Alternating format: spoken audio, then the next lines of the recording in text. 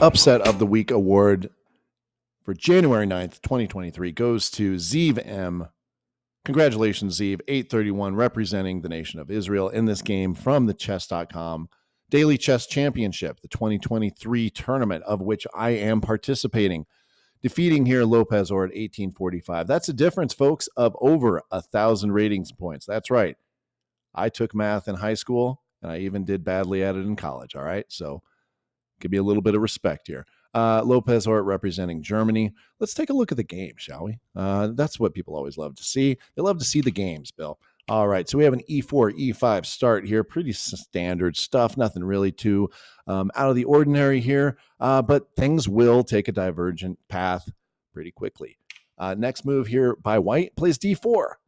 This is known as the center game, and the center game is an old opening that is rarely played at the top level in the modern era. Now, how do I know that? Pretty simple. I looked it up. Chess.com/openings, folks. The center game is an old opening. Is rarely played at the top level in the modern era. Starting position, pros. There are some pros to this. It will surprise opponents. You have no idea. Leads to open tactical games. Quickly frees both bishops for developments. Cons brings the queen out prematurely, relatively unsound. That last bit there sounds like a bit of a judgment call, but I won't argue with chess.com. After all, they did call one of my moves brilliant. All right, that's another story for another video. Back to the game.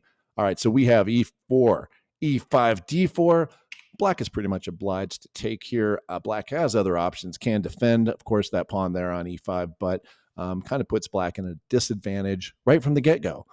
So at this point, White now plays queen takes D4, right? And right now, things are looking good for White. White has a center pawn. White has a queen right out there in the middle of the board. That, as we have already covered, can be a bit of a liability. Lopez Ort, eager to take advantage of that, plays knight C6, attacking this queen right there out in the middle of the board. Seems a queen can't stay standing still for too long. This is actually an interesting move. Queen D5. Okay. Typically what you'll see is a queen moving backwards, either back maybe to somehow, keep an eye on this pawn.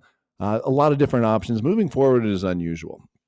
And so then Black, of course, plays 97. 97 makes perfect sense again. You may have wanted for Black to play knight f6. That also works. The idea here, developing a minor piece, starting to fight for some control of the center here, and then also attacking this queen. You can't just let a queen set up shop right there on d5, folks. Not that early in the game. What does the queen do? Queen comes back to b3. No big deal. A little bit safer back here on the third rank and keeps an eye on this b7 square. Right now, the b7 square, of course, is defended by the bishop on c8, but that could change down the road.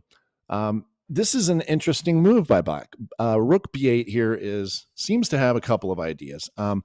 If anyone has any ideas beyond what I'm about to cover, please let me know. Or if you just think I'm completely off my rocker. Seems to me the idea here might be at some point Black is going to play d6 and or d5, right?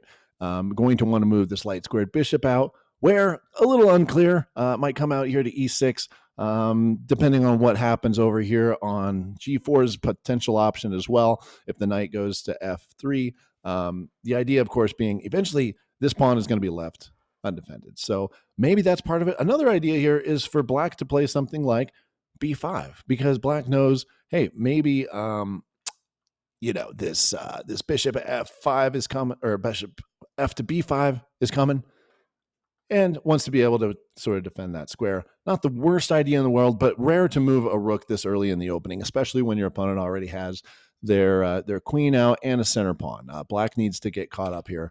Probably not make rook moves. But what do I know? I'm not ranked 1845. So next move here, bishop c4. All right, folks.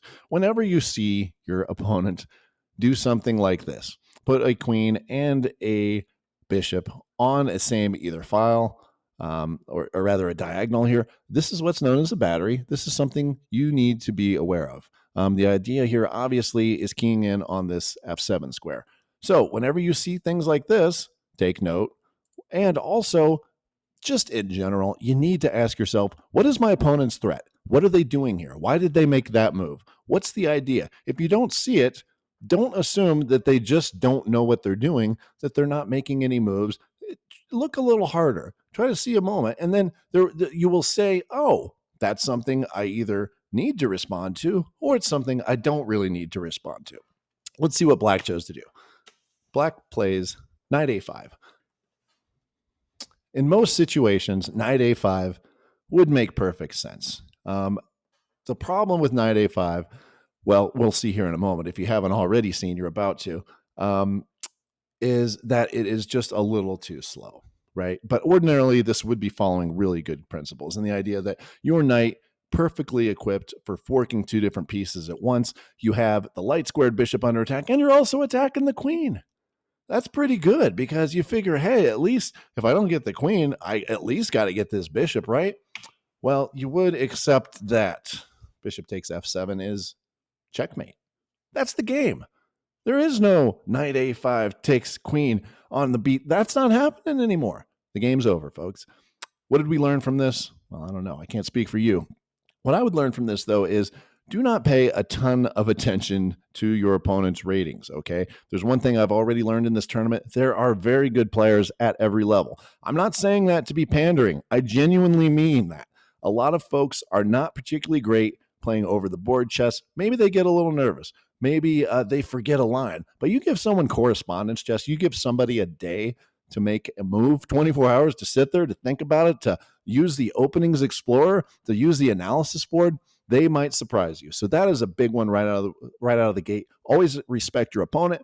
Next one, again, ask yourself, what is your opponent's threat? What is the threat? There is always a threat unless they're bored, unless they're messing around.